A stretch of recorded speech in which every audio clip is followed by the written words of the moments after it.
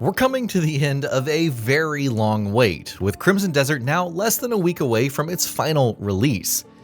Now, we went back and took a gander at all of the showcases that the developer has done in the run-up to the game's launch, marveling at how ambitious Cliff's upcoming adventure truly is. It isn't uncommon for games in a specific genre to adopt a couple of nifty features from their peers, weaving them into their design to make an experience feel authentic. But Crimson Desert is going a step further. It isn't trying to just be an open world or an action title or a cinematic experience. Instead, it's blending all of them into a potent mix of varying design philosophies. It's looking like a combination of individual ideas that carried the finest games of the last decade on their own, and it feels like it's chasing the strengths of those titles in its push to be a game like no other. Don't believe us? That's okay. We have come prepared. So join us as we explore why we think Crimson Desert is a game that's aiming to be the best by learning from the very best. A sandbox full of surprises. We're kicking things off with GTA 5, which was a masterpiece in presenting you with unscripted moments, letting you loose in a world where there was controlled chaos just waiting to unfold at every turn. It was a game that felt like it could generate a story outside of its main narrative almost all the time, with physics-driven encounters, combat that could thrust you into a situation that you did not sign up for, and a game in which traveling from point A to point B could turn into hours of entertainment. Pywell might not be a world that's as modernized as the one that we explore in GTA 5, but it certainly has the same potential for unpredictability that's just fun to engage with. There's so much for Cliff to do, and so many ways to discover it all.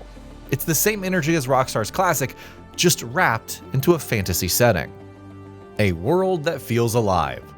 We then turn our attention to Red Dead Redemption 2 and its take on the Wild West as it began its decline, making way for a modern world in which the rule of law took a firm hold.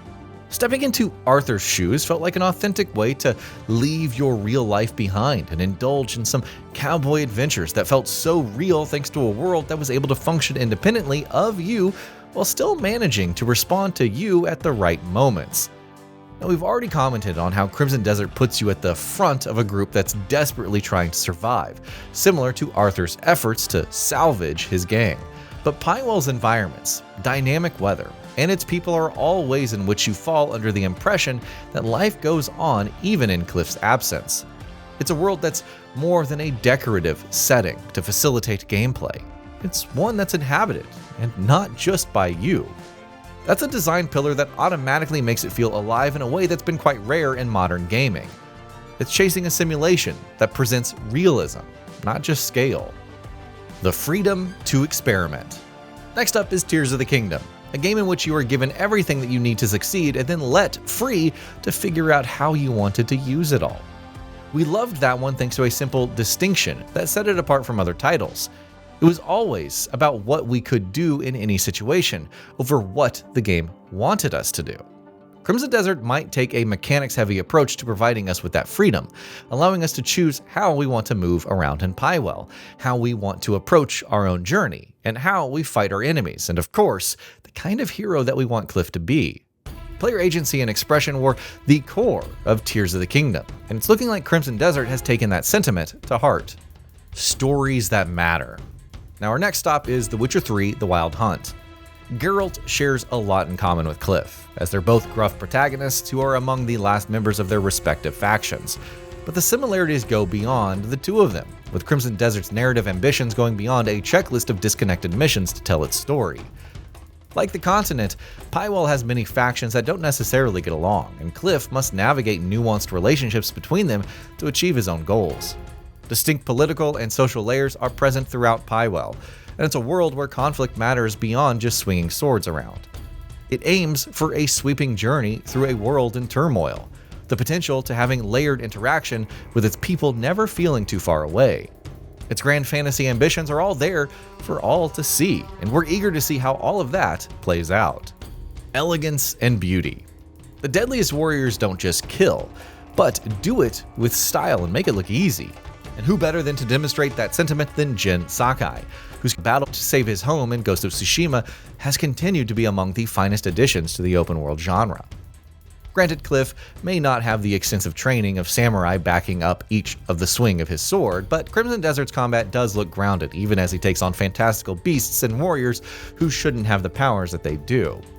There's a scenic beauty to each fight, a sort of grace to player and enemy movements that make it quite tempting to hit that button to capture a moment that showcases the deadly elegance and brutal efficiency that often follow the best warriors around.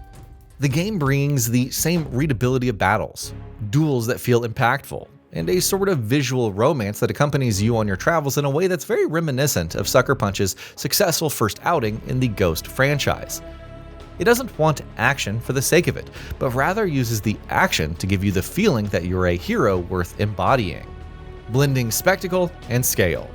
It's time to put Crimson Desert in conversation with another PlayStation classic. It's Horizon Forbidden West that has our attention for this one, with its scale and mechanical variety feeding into the spectacle that it had us experiencing with our jaws on the floor. Just like Aloy's adventures across the vast frontier brought an experience that showcased some excellent production values and a constant shift between exploring the world and interacting with its set pieces, Crimson Desert aims to bring a multitude of activities and game states that constantly interact with each other. Pywell is a place that blends its ethereal beauty with a gameplay loop that flits between things to do so often that you're probably not going to remember what you wanted to do when you first picked up your controller. Its blockbuster pacing and a wide breadth of mechanics make for a world that's frankly so grand it can seem unreal, constantly feeding you with new ways to engage with it.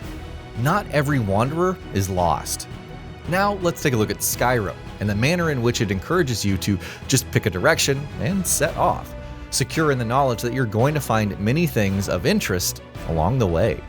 The joy of discovery is often a facet of open world experiences that keeps players invested in their worlds and what they're doing and exploring, and Skyrim is arguably the best game in that area.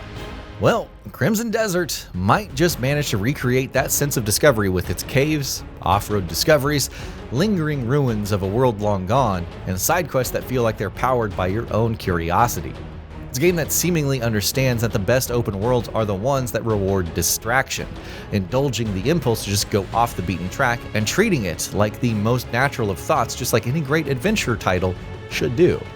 Fights that you feel. Our next stop is Dragon's Dogma 2, and we're looking at how combat in that one felt so dynamic, with every move having impact and weight for both sides of battle.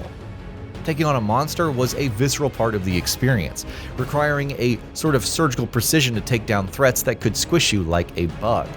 That those encounters could happen so spontaneously as you went about your business made them all the more engaging, the messy way in which you were forced to take down formidable foes being a highlight of each fight.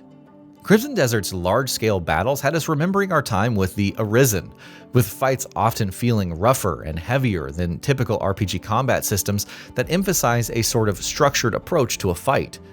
There's a constant fight for control of the battlefield in Cliff's world, a tug of war that you can't really predict until you finish a fight and remain as the last one standing that has us very excited to draw our blades over the weekend and beyond. Fantasy with flair.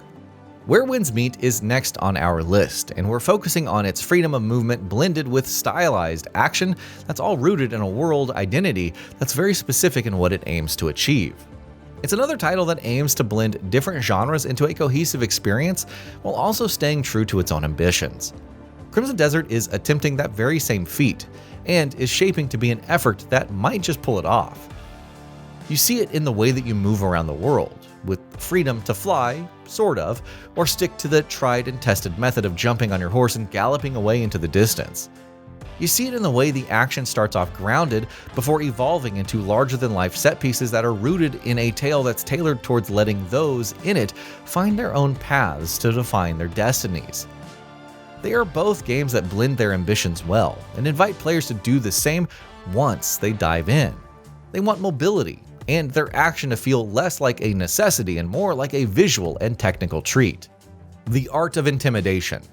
No list of open worlds is going to be complete without Elden Ring, and it definitely has a place here thanks to how exploring the lands between often came with the risk of being pummeled into oblivion by a threat that you were definitely not equipped to take on. Crimson Deserts is poised to replicate that feeling, having you venture into the world unknown before discovering that you were certainly not ready for what you found. While it's probably not ideal in real life, Pywell makes that a thrilling part of diving deeper into its secrets, focusing not just on variety but a sense of wonder and awe at the things that it has waiting for you to just stumble upon as you indulge your curiosity.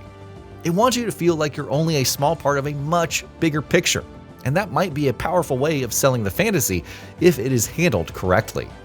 The pieces of a great puzzle. That it's taken this long for Crimson Desert to get to its final launch makes it feel like it's going to be a puzzle that's complete, because each piece of it adds something to the overall picture. It's a game that doesn't try to imitate all of the great titles that we've talked about, but rather take the best facets of what they presented and put its own unique spin on them.